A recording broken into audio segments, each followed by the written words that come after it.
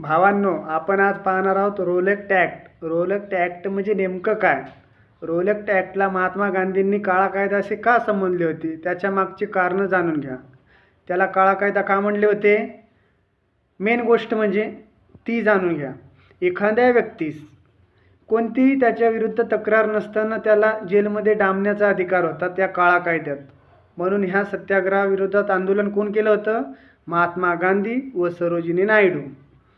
ऑप्शनमध्ये जर तुम्हाला महात्मा गांधी व सरोजिनी नायडू जर असेल तर सिलेक्ट करायचं महात्मा गांधी. आणि हा सत्याग्रह कधीचा आहे? 6 एप्रिल 1919 रोजीचा. आणि कोणत्या ठिकाणी राबवण्यात आला होता? मुंबई. सरोजिनी नायडू बद्दल विशेष माहिती. सरोजिनी नायडू ह्या भारताच्या पहिल्या महिला राज्यपाल आहे. कुठल्या होत्या? उत्तर प्रदेशच्या. उत्तर प्रदेशची राजधानी काय आहे? लखनौ. तिथले चीफ मिनिस्टर कोण आहे? योगी आदित्यनाथ. व्हिडिओ जर आवडल्यास नक्की शेअर करा.